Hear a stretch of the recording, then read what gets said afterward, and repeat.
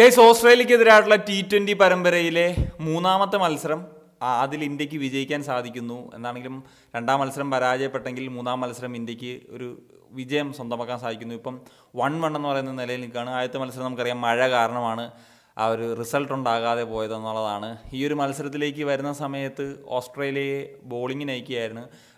Toss ഇന്ത്യക്കാണ് കിട്ടിയത്. Australia എന്നിട്ട് ബോളിങ്ങിന് അയക്കുകയാണ്.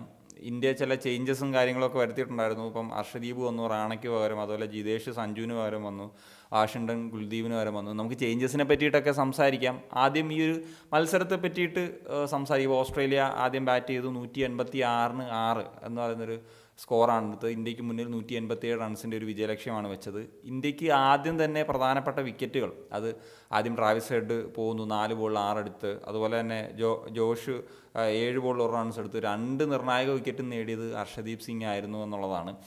പിന്നീട് ടിം ഡേവിഡ് വന്നിട്ടാണ് ഒരു വെടിക്കെട്ട്, വിക്കറ്റ്സ് ഒന്നും പോയാലും കുഴപ്പമില്ല, ഞാൻ വെടിക്കെട്ട് നടത്തുമെന്ന് പറയുന്ന തരത്തിലേക്ക് ടിം ഡേവിഡ് ഒരു പ്രകടനം നടത്തിയത്.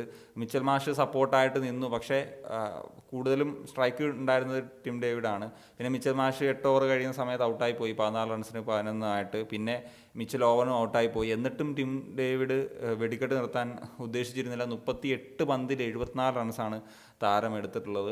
താരത്തിൻ്റെ വിക്കറ്റ് നേടുന്നത് ശിവൻ ദൂബെ ആയിരുന്നു. പിന്നെ സ്റ്റോയിൻസ് ആണെങ്കിലും അവസാന ഓവേഴ്സിൽ വന്നിട്ട് നല്ല രീതിയിലുള്ളൊരു ബാറ്റിംഗ് പ്രകടനം നടത്തി. 39 പന്തിൽ 64 റൺസ് എടുത്ത്. അതുപോലെ തന്നെ മാത്യു ഷോട്ട് ആണെങ്കിലും 15 പന്തിൽ 26 റൺസ് എടുത്ത് എന്ന് പറയുന്നൊരു പ്രകടനം നടത്തി എന്നുള്ളത്. അപ്പോൾ ഹർഷദീപിനെ ചേഞ്ച് വരുത്തിയത് ഏറ്റവും നിർണായകമായിട്ടുള്ള തീരുമാനമാണ്. അപ്പോൾ കഴിഞ്ഞ മത്സരങ്ങളിലൊക്കെ എന്തുകൊണ്ട് ഹർഷിത് റാണയെ കളിപ്പിക്കുന്നു എന്ന് പറയുന്നൊരു ചോദ്യം ആരാധകരുടെ ഇടയിൽ വലുതായിട്ടുണ്ടായിരുന്നു. കാരണം ഹർഷദീപിനെ പോലത്തെ ഇത്രയും വിക്കറ്റ്സ് എടുത്ത് T20 തന്നെ ഏറ്റവും കൂടുതൽ വിക്കറ്റ്സ് എടുത്തിട്ടുള്ളൊരു താരത്തെ പുറത്തെടുക്കുന്നത് ശരിയാണോ? എന്താണെങ്കിലും അദ്ദേഹം തിരിച്ചു വന്നു, അദ്ദേഹം ആ ഒരു പെർഫോമൻസ് നടത്തി. അത് നിർണായകമായിട്ടുള്ള 3 വിക്കറ്റുകളാണ് നേടിയിട്ടുള്ളത്. 4 ഓവറിൽ 35 റൺസ് കൊടുത്ത് 3 വിക്കറ്റുകൾ. അതിപ്പോൾ നേടിയത് ഇപ്പോൾ ട്രാവിസ് ഹെഡിൻ്റെ വിക്കറ്റ് നേടി, അതുപോലെ ജോഷിൻ്റെ വിക്കറ്റ് നേടി. ആൻഡ് സ്റ്റോയിൻസ് നന്നായിട്ട് ബാറ്റ് ചെയ്തെന്ന താരമാണ്, ആ ഒരു താരത്തിൻ്റെ വിക്കറ്റ് നേടി എന്നുള്ളതാണ്. ബുംറ വിക്കറ്റ് നേടിയില്ലെങ്കിലും നല്ലൊരു എക്കോണമിയിൽ താരത്തിന് പന്തെറിയാൻ സാധിച്ചു. വരുൺ ചക്രവർത്തി ആണെങ്കിൽ 4 ഓവർ എറിഞ്ഞിട്ട് 33 റൺസ് വിട്ട് കൊടുത്തിട്ട് 2 വിക്കറ്റുകളും സ്വന്തമാക്കി. ശിവൻ ദൂബെയാണ് പിന്നെ ഒരു വിക്കറ്റ്. അതൊരു നിർണായകമായിട്ടുള്ള വിക്കറ്റ് തന്നെയായിരുന്നു. കാരണം ടിം ഡേവിഡ് നന്നായിട്ട് അടിച്ചുകൊണ്ട് നിൽക്കുന്ന താരമാണ്, അദ്ദേഹത്തിൻ്റെ ഒരു വിക്കറ്റാണ്.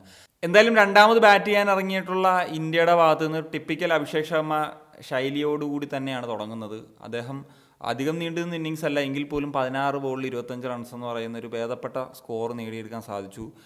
ഗില്ലാണെങ്കിൽ 12 ബോൾ 15 റൺസ് മാത്രം എടുത്താണ് ഔട്ടായത്. പിന്നീട് വന്ന താരങ്ങളൊക്കെ, ഇപ്പോൾ സൂര്യകുമാർ ആണെങ്കിൽ ഒരു വെടിക്കെട്ട് തന്നെയാണ് നടത്തിയത്, 11 ബോളിൽ 24. അതുപോലെ തിലക് വർമ്മ കുറച്ചും കൂടി അങ്ങനെ ഒരു വെടിക്കെട്ട് ഇന്നിങ്സ് ഒന്നും അല്ല, 26 പന്തിൽ 29 റൺസാണ് എടുത്തത്. അക്സർ പട്ടേൽ 12 പന്തിൽ 17 റൺസ് എടുത്തു. പിന്നീട് വാഷിങ്ടൺ സുന്ദർ വന്നിട്ടാണ് കളി അങ്ങ് ഫിനിഷ് ചെയ്യുന്നത്. കാരണം 23 പന്തിൽ 49 റൺസ് എടുത്തു. What A performance! 213 അദ്ദേഹത്തിൻ്റെ ഒരു സ്ട്രൈക്ക് റേറ്റ്. ഇദ്ദേഹത്തെ കളിപ്പിക്കുമ്പം ബോൾ ചെയ്യിപ്പിച്ചില്ലെങ്കിൽ എന്തുകൊണ്ട് വാഷിങ്ടൺ സുന്ദറിനെ കളിപ്പിക്കുന്നു എന്ന് പറയുന്നൊരു ചോദ്യം നിൽക്കുന്നിടത്താണ് വാഷിങ്ടൺ സുന്ദർ ബാറ്റിങ്ങിന് ഇറങ്ങിയിട്ട് ആ ഒരു ഫിനിഷർ റോൾ ഏറ്റെടുത്തിട്ട് മികച്ച പ്രകടനം നടത്തിയത്. അതിൽ 3 ബൗണ്ടറിയും 4 സിക്സറുകളും ഉൾപ്പെടുക എന്നുള്ളതാണ് ഏറ്റവും എടുത്തു പറയേണ്ട കാര്യം. പിന്നെ സഞ്ജുവിന് പകരക്കാരനായിട്ട് വന്നിട്ടുള്ള ജിതേഷ് ശർമ്മ 13 പന്തിൽ 22 റൺസ് നേടിയ എന്നുള്ളതാണ്. ഇപ്പം എൻ്റെ ഒരു ഒപ്പീനിയനിൽ ഒരു ഫിനിഷർ റോളിലാണെങ്കിൽ ജിതേഷ് ശർമ്മ തന്നെയാണ് നല്ലത്. ഇപ്പോൾ ജിതേഷ് ശർമ്മ അത്യാവശ്യം നന്നായിട്ട് തന്നെയാണ് കളിച്ചത്. 13 പന്തിൽ 22 റൺസ് എടുത്ത് നോട്ട് ഔട്ടായിട്ട് നിൽക്കുന്ന സാഹചര്യമാണ് ഉണ്ടായത്. ആസ് എ ഫിനിഷർ എന്ന് പറയുന്ന സമയത്ത് ജിതേഷ് തന്നെ ആയിരിക്കും ഒരു ഓപ്ഷൻ. പക്ഷേ ഓപ്പണിങ്ങിൽ ഗില്ലിനെ തന്നെ വെച്ചുകൊണ്ട് ഈ ഒരു വേൾഡ് കപ്പ് പ്ലാനിങ്ങിൽ പോകണോ എന്ന് പറയുന്നൊരു ചോദ്യം മാത്രമേ ഉള്ളത്. ഇപ്പം സഞ്ജു അല്ലെങ്കിൽ ജയ്സ്വാൾ എന്ന് പറയുന്ന ഓപ്ഷൻസ് അവിടെ നിലനിൽക്കുമ്പോഴാണ് വീണ്ടും ഗില്ലിനെ വെച്ച് പരീക്ഷണങ്ങൾ നടത്തുന്നത്. എന്താണെങ്കിലും ടീം ശ്രദ്ധിക്കേണ്ട ഒരു പ്രധാനപ്പെട്ട കാര്യമാണ്. ഇപ്പം ഹർഷിത് റാണയെ പരിഗണിച്ച് ടാലൻ്റ് ആണെന്ന് പറഞ്ഞ് പരിഗണിച്ച് അവസാനം ഹർഷദീപ് വന്നപ്പോഴത്തേക്കും കഴിഞ്ഞ കളിയിലുണ്ടായിട്ടുള്ള പ്രശ്നങ്ങളൊക്കെ ഹർഷദീപിന് പരിഹരിക്കാൻ സാധിച്ചു. ഈ ഒരു മത്സരത്തിലെ മികച്ച താരവുമായിട്ട് മാറി എന്നുള്ളതാണ്. അതുപോലെ വാഷിങ്ടൺ സുന്ദർ ആണെങ്കിലും ബാറ്റ് കൊണ്ട് പെർഫോമൻസ് നടത്തി.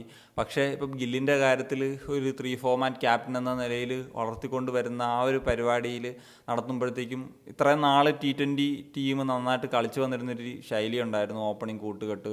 ആ ഒരു ഗില്ലിൻ്റെ വരവ് തന്നെയാണ് ടീമിൻ്റെ മൊത്തത്തിലെ ബാലൻസ് തന്നെ തെറ്റിച്ചത്. അദ്ദേഹത്തിനാണെങ്കിൽ അങ്ങനെ കാര്യമായിട്ടുള്ള പെർഫോമൻസ് നമ്മൾ ഏഷ്യ കപ്പിൽ കണ്ടതാണ്. ഇപ്പം ഓസ്ട്രേലിയൻ ടൂറിൽ ഒരു ഇന്നിങ്സ് നന്നായിട്ട് കളിച്ചു. പക്ഷേ അങ്ങനെ കളിച്ചിട്ട് കാര്യമില്ലല്ലോ, സ്ഥിരമായിട്ട് കളിക്കാൻ പറ്റണം. അവിടെ വേറെ ഓപ്ഷൻസ് ഉണ്ട് എന്നുള്ളടത്താണ് അവിടെ പ്രശ്നങ്ങൾ വരുന്നതെന്നുള്ളതാണ്. സോ എന്താണെങ്കിലും ഇനി 2 മത്സരങ്ങളുണ്ട്. ആ 2 മത്സരങ്ങളും വിജയിച്ച് ഇന്ത്യക്ക് സീരീസ് സ്വന്തമാക്കാൻ സാധിക്കട്ടെ. അപ്പോൾ നിങ്ങളുടെ ഒപ്പീനിയൻസ് തീർച്ചയായിട്ടും കമ്പോസ് രമേശാൻ സനിയ.